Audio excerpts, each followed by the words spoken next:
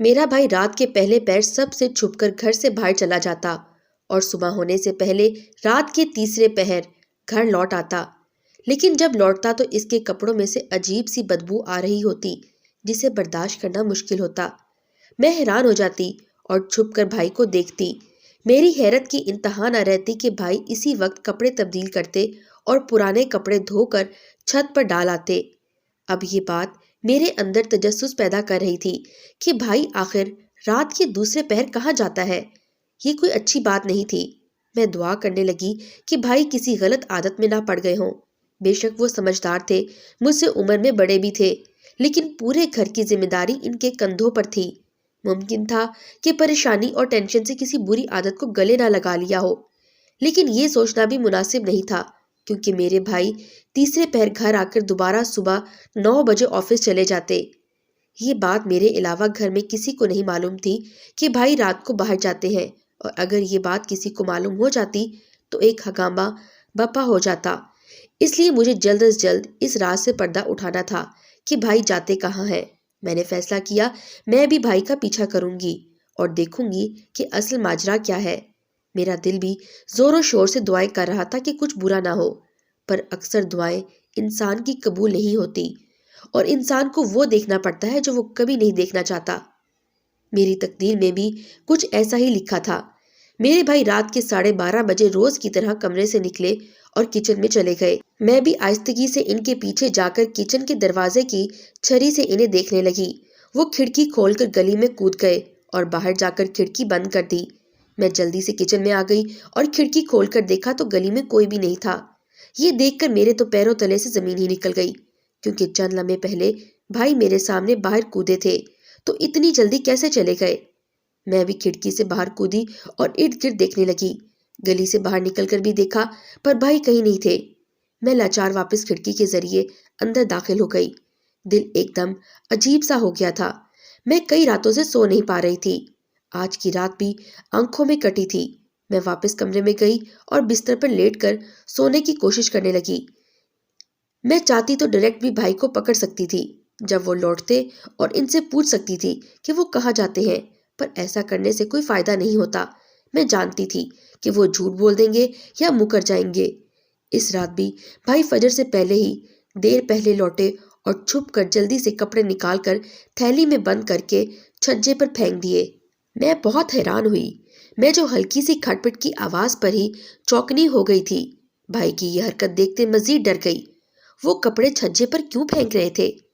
منہ ہاتھ دھو کر بھائی کمرے میں چلے گئے اور میں چھجے کے قریب گئی۔ چھجے پر چڑھنے کا بھی کوئی ذریعہ نہ تھا۔ میں ضرور پتہ لگاتی کہ بھائی نے کپڑے چھجے پر کیوں پھینکے۔ یہ میں نے کل پر چھوڑا اور جا کر بستر میں لیٹ گئی۔ اگلے دن میں بھائی کے نکلنے سے پہلے ہی کھڑکی کے راستے گھر سے باہر نکلی اور ایک کونے میں چبوترے کے پیچھے چھپ گئی۔ کچھ ہی دیر انتظار کرتے گزرے تھے جب کچن کی کھڑکی پر کھٹ پٹ ہوئی اور میرے بھائی کھڑکی کے ذریعے باہر نکلے۔ انہوں نے کھڑکی بند کی اور ایک نظر ہر طرف دیکھا، پھر تیزی سے باہر بھاگے۔ میں ان کے بھاگنے پر حیران ہو گئی۔ میں ان کے پیچھے بھاگی۔ وہ گلی سے نکل کر تیز چلنے لگے تھے۔ میں چھپ چھپ کر ان کے پیچھے پیچھے چلتی رہی۔ 15 سے 20 منٹ مستقل تیز چلنے کے بعد میرے بھائی ایک مقام پر آ کر رک گئے۔ میں بھی پیچھے درخت کی آڑ میں چھپ گئی اور وہاں جو میں نے دیکھا، اسے دیکھتے میرے تو رونگٹے کھڑے ہو گئے۔ مجھے یقین نہیں آ رہا تھا کہ جو میں دیکھ رہی تھی، چونکہ سامنے میرا بھائی۔ میرا نام ملیحہ ہے، میری عمر 18 سال ہے۔ میرے گھر میں 6 افراد ہیں۔ ایک میرے ابو جو فالج کی مریض ہیں اور ایک میری امی جو دل کی مریضہ ہے، لیکن اس کے باوجود بھی بہت چست ہے اور دیکھنے میں بھی جوان لگتی ہے۔ جبکہ میرے ابو کو جب سے فالج کا اٹیک ہوا ہے وہ تو بستر سے ہی لگ کر رہ گئے ہیں۔ علاج کے باوجود ان کی طبیعت میں کوئی مثبت تبدیلی نہیں آئی۔ پھر میرے ایک اور واحد بڑے بھائی جو ہم سب کو جان سے عزیز ہیں، ان کا نام منیب ہے۔ میرے بھائی کی عمر 28 سال ہے۔ وہ پیٹرولیم انجینئر ہیں۔ انہوں نے بہت اچھی جگہ سے ڈگری لی، لیکن اس کے باوجود وہ ایک چاول کی کمپنی میں معمولی ورکر کی جاب کرتے ہیں۔ وجہ یہ ہے کہ لاکھ کوشش کے باوجود بھی کوئی اچھی نوکری نہیں ملتی۔ میرے بھائی شادی شدہ ہے۔ میری بھابھی کا نام بشرا ہے۔ وہ میری بھابھی کے ساتھ ساتھ میری خالہ زاد بہن بھی ہے۔ ہمارے گھر میں ایک ننھی سی پری یعنی میری بھتیجی ہے جو 3 سال کی ہونے والی ہے۔ میں خود اس سال 10ویں کی پیپر دوں گی۔ ہمارے گھر کے حالات بہت تنگ ہیں۔ پہلے اتنے برے نہ تھے جتنے بھائی کی شادی کے بعد ہوئے۔ پہلے بھائی جو کماتے تھے وہ امی کو لا کر دیتے اور جو مناسب سمجھتی، جیسا چاہتی ویسے اسے سنبھل کر خرچ کرتی۔ لیکن پھر جب بھائی کی شادی ہوئی حالات یکسر بدل گئے۔ بھائی امی کو خرچہ دیتے تو بھابھی کو یہ بات گوارا نہ ہوتی۔ بھائی کی تنخواہ بھی اتنی زیادہ نہ تھی کہ وہ سب کچھ مینج کر سکتے، نہ ہی وہ امی کو کہہ سکتے تھے کہ وہ امی سے خرچہ لینا چاہتے ہیں۔ پھر بھائی نے اپنی تنخواہ میں سے جو چند ہزار بچا کر بھابھی کو دے دیتے، جسے لے کر بھابھی خوش تو نہ ہوتی لیکن خاموش ضرور ہو جاتی۔ بھائی مستقل کسی اچھی نوکری کی تلاش میں بھی تھے۔ میں بھی ایک چھوٹی سی نوکری کرتی اور اسی سے اپنی پڑھائی کا خرچہ اٹھاتی۔ میں نے کئی بار چاہا کہ میں پڑھائی چھوڑ کر بھائی کا ساتھ دوں، پر انہوں نے یہ کہہ کر انکار کر دیا کہ سب کے نصیب ایک جیسے نہیں ہوتے اور تعلیم کبھی ضائع نہیں ہوتی۔ جبکہ خاندان کے لوگ اور دوسرے ملنے جلنے والے اکثر بھائی پر طنز کرتے کہ اتنا پڑھ کر کیا کر لیا، اس سے اچھا تھا کہ تعلیم پر لگایا پیسہ جوڑتے تو آج کسی قابل ہوتے۔ بھائی مسکرا کر بات ٹال دیتے۔ وقت تیزی سے گزرنے لگا۔ بھائی کی شادی کو 4 سال گزر گئے پر نوکری نہیں ملی۔ پیسے اور کم خرچ کو لے کر آئے دن بھائی بھابھی میں بحث رہتی، جبکہ اماں بھی بہت سمیٹ کر پیسے خرچ کرتی تھی۔ تنخواہ کا ایک حصہ تو اب باقی دوائیوں میں چلا جاتا۔ وقت گزرنے کے ساتھ ساتھ گھر کے خرچے مزید بڑھ گئے تو میں نے بھی اپنی پڑھائی کے ساتھ 2 اسکولوں میں پڑھانا شروع کر دیا۔ ایک کی تنخواہ سے میں اپنی پڑھائی کا خرچہ اٹھاتی اور دوسری سے گھر کے خرچے میں مدد کرتی۔ میری بھتیجی پیدا ہونے کے بعد بھابھی کی ضروریات بھی بڑھ گئی تھیں۔ جب ہاتھ اور حالات تنگ ہوئے تو اکثر کمرے سے بھائی بھابھی کی لڑنے کی آوازیں آتی، جس میں بھابھی انہیں غربت کے طعنے دیتی، ساتھ یہ بھی جتاتی ارے میرے لیے کتنے اچھے اور بڑے گھرانوں سے رشتے آئے تھے جنہیں میرے ماں باپ نے ٹھکرا دیا۔ یہ واحد طعنا تھا بھابھی کا جو بھائی کے ساتھ گھر میں کسی سے برداشت نہیں ہوتا تھا، یعنی وہ بھائی سے شادی کر کے پچھتا رہی تھی۔ اکثر اس بات کو لے کر لڑائی اتنی بڑھ جاتی کہ بھابھی میکے جا بیٹھتی، خاندان میں رسوائی کا سامنا کرنا پڑتا، پھر امی اور بھائی بھابھی کو منا کر لے آتے۔ اب تو یہ جیسے ہر 2-3 مہینے بعد کا معمول بن چکا تھا۔ میرے بھائی پریشان رہتے تھے پر ایسا کبھی نہیں ہوا تھا۔ وہ بہت روٹین سے کام کرنے والے انسان تھے، لیکن ایک ہفتہ پہلے میری کچن میں کوئی چیز گرنے پر آنکھ کھلی۔ میں جھٹکے سے اٹھ بیٹھی۔ میں کچی نیند میں تھی۔ میرا پہلا خیال چور کی طرف گیا۔ میں فوراً کچن میں بھاگی تو کسی کو کچن کی کھڑکی سے کودتے دیکھا، لیکن میں وہیں ٹھہر گئی۔ میرے آگے بڑھنے کی ہمت نہیں ہوئی کیونکہ میں اس شخص کو پیچھے سے بھی پہچان سکتی تھی۔ وہ کوئی اور نہیں میرا بھائی تھا۔ میں واپس کمرے میں آ گئی اور نظر انداز کر گئی۔ دل میں سوال تو بہت اٹھے کہ بھائی اتنی رات کو باہر کیوں گئے ہیں، وہ بھی کھڑکی کے راستے سے۔ پھر میں نظر انداز کیے سو گئی، لیکن اگلا پورا دن میرے ذہن میں یہی بات گھومتی رہی کہ اگر بھائی کو باہر جانا بھی تھا تو وہ کھڑکی سے کیوں گئے، دروازے سے کیوں نہیں۔ لیکن پھر میں نے ذہن سے بات چھٹک دی۔ 2 دن بعد میں پانی پینے اٹھی تو میں نے پھر کچن میں کسی کی موجودگی محسوس کی تو میں چھپ کر دیکھنے لگی اور ایک بار پھر بھائی کو کھڑکی سے باہر جاتے دیکھا۔ اس دن میں کھٹک گئی۔ یہ اتفاق نہیں تھا۔ میں اس رات سوئی نہیں اور بھائی کا انتظار کرتی رہی، یہ دیکھنے کے لیے وہ رات کب لوٹتے ہیں۔ اور پھر بھائی فجر کی اذان سے کچھ دیر پہلے لوٹے اور جب وہ لان میں آئے تو ان کے ساتھ ہی بدبو بھی آئی۔ میں نے بے ساختہ منہ پر ہاتھ رکھ لیا۔ مجھے شدید حیرت ہوئی کیونکہ میرے بھائی کو بدبو بالکل برداشت نہیں ہوتی تھی۔ وہ ہر وقت خوشبو میں رچے بسے ہوتے تھے۔ میں مزید مشکوک ہو گئی اور پھر فیصلہ کیا کہ اب بس مجھے کسی بھی طرح بھائی کا راز جاننا ہے، اور میں نے اپنے سوچے ہوئے پلان پر عمل کیا اور پھر جو دیکھا میرا دل خون خون ہو گیا کیونکہ میرے بھائی۔ میں شکستہ قدموں سے واپس لوٹ آئی۔ رات کی سیاہی اور آنکھوں میں آتے آنسو جس کی وجہ سے راستہ دھندلا رہا تھا، میں سست قدموں سے گھر لوٹ آئی، کھڑکی سے واپس گھر کے اندر کودی اور اپنے کمرے میں بند ہو گئی۔ کچھ دیر یوں ہی پتھر بنی بیٹھی رہی۔ میرا دل چاہ رہا تھا میں نے جو دیکھا وہ سب کو بتاؤں اور چیخ چیخ کر ماتم کروں، لیکن میں بے بس تھی۔ میں جھلس رہی تھی پر کسی کو مرہم نہیں بنا سکتی تھی۔ میں اپنے بھائی کا اتنا بڑا راز سب کو بتا کر سب کی نظروں میں ان کے لیے حقارت نہیں دیکھ سکتی تھی۔ میں نے فیصلہ کیا میں یہ بات کسی کو نہیں بتاؤں گی، یہ راز میرے سینے میں دفن رہے گا، لیکن ساتھ یہ بھی فیصلہ کیا کہ بھائی سے ضرور ان سب کے متعلق پوچھوں گی۔ رات کے تیسرے پہر جب بھائی آئے تو مجھے محسوس ہو گیا میرا دل کیا میں باہر جاؤں اور بھائی کو جھنجھوڑ ڈالوں اور پوچھوں کہ یہ سب کیا ہے، آپ یہ سب کیا کر رہے ہیں، لیکن میری پوچھنے کی ہمت نہیں ہوئی۔ صبح فجر کے بعد میری آنکھ لگی اور صبح امی کے اٹھانے کے باوجود میں نہ اٹھی اور سوتی رہی۔ میری آنکھ دوپہر 2 بجے کھلی۔ میں فریش ہو کر باہر نکلی تو سب سے پہلے امی سے اپنے بھائی کے متعلق پوچھا تو انہوں نے بتایا وہ تو آفس جا چکا ہے۔ میں نے دیکھا کہ امی بہت اداس تھیں۔ میں نے ان سے ان کی اداسی کی وجہ پوچھی تو وہ رونے لگیں اور بولیں، تم بس جلدی سے بڑی ہو جاؤ، اپنے پیروں پر کھڑی ہو کر اپنے بھائی کا سہارا بنو۔ اس کی صحت بھی گر گئی ہے، چند دنوں سے تو کانٹے کی طرح سوکھ رہا ہے۔ ان کا کہنا تھا کہ میں دانت سختی سے آپس میں بھینچ گئی۔ ان کی صحت خراب ہونے کی وجہ تو میں کل رات اپنی آنکھوں سے دیکھ کر آئی تھی۔ امی نے کھانا لگانے کا کہا تو میں نے انکار کر دیا، نہیں امی ابھی بھوک نہیں ہے، اور پھر باہر نکل گئی۔ میں سب کچھ جاننے کے باوجود خاموش تھی۔ میں نے فیصلہ کیا کہ میں پڑھائی روک دوں گی اور کوئی اچھی نوکری تلاش کروں گی۔ میں نے نوکریاں ڈھونڈنا شروع کی۔ حقیقت جاننے کے بعد مجھے نیند نہ آتی۔ میں بستر پر لیٹے زبردستی کروٹیں بدلتی، پھر اٹھ کر باہر جاتی، کیونکہ حقیقت بہت تلخ تھی اور حقیقت کا آئینہ اگر توڑنے کی ہمت نہ ہو تو رخ موڑ لینا چاہیے۔ میں نے بھی رخ موڑ لیا تھا۔ بہت کوشش کے بعد میری رات 3 بجے کے قریب آنکھ لگ گئی۔ سوئے ہوئے 2 ہی گھنٹے ہوئے تھے کہ گھر میں اونچے ہوتے شور سے میری آنکھ کھلی۔ میں کمرے سے باہر نکلی تو میری بھابھی چلا رہی تھی اور میرے بھائی ہاتھوں میں گیلے کپڑے تھامے سفید چہرہ لیے کھڑے تھے۔ میری بھابھی رو رو کر چلا رہی تھی۔ رات کے اس پہر ان کو یہ بھی خیال نہ آیا تھا کہ محلے والے کیا سوچیں گے۔ امی بھی لاہور والا پڑتی کمرے سے باہر نکل آئی تھیں اور آ کر بھابھی سے پوچھا، کیا ہو گیا ہے، کیوں رو رہی ہو، کیوں چلا رہی ہو؟ میری بھابھی روتے ہوئے کہنے لگی، ان سے پوچھے کہ کیا ماجرا ہے اور یہ کیا کرتے پھر رہے ہیں۔ میری امی پریشان ہو گئی تھیں۔ میرے بھائی سفید چہرہ لیے زمین کو گھور رہے تھے۔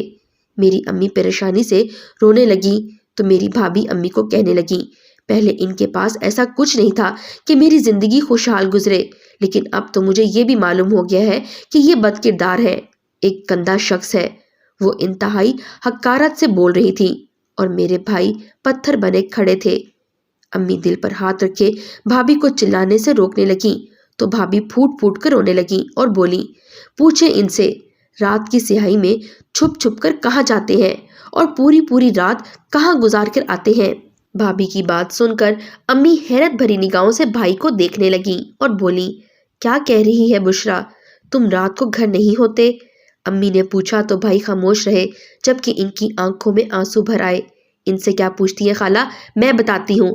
روز رات کو میرے سونے کے بعد ہی گھر سے باہر جاتے ہیں، کچن کی کھڑکی سے، اور کچن کی کھڑکی سے بھی اس لیے کہ انہیں گلی میں کوئی دیکھ نہ لے، اور پھر صبح اٹھنے سے پہلے لوٹ آتے ہیں، پوری رات کالی کر کے، اور آنے کے بعد اپنے کپڑے بدل کر فوراً دھو بھی دیتے ہیں۔ میں جب ان سے پوچھتی تھی کہ آپ کپڑے کیوں دھوتے ہیں اور رات کو کب دھوتے ہیں تو مجھ سے کہتے تھے کہ باتھ روم گیا تھا، غلیظ پانی لگ گیا تو ہاتھوں کے ہاتھ دھو دیے، جبکہ غلاظت تو یہ خود پر مل کر آتے تھے۔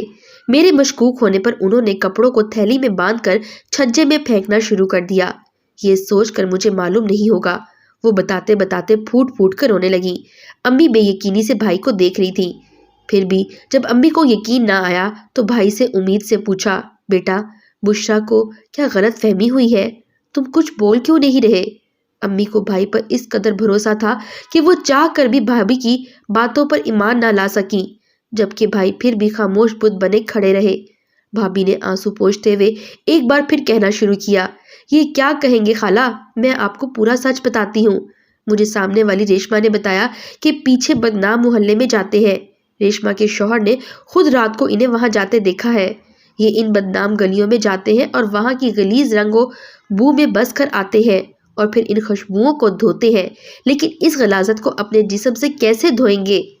بھابھی بولی تو بھائی زمین پر بیٹھتے رو پڑے۔ وہ بھی انسان تھے، ان کی بس ہو چکی تھی۔ بات تو اب میری برداشت سے بھی باہر ہو رہی تھی۔ بھائی رونے لگے تو بھابھی ان کو کوسنے لگی کہ اللہ تمہیں کبھی خوش نہ رکھے۔ امی بھائی کی خاموشی کو دیکھتی ساکن ہوتی کرسی پر بیٹھ گئی۔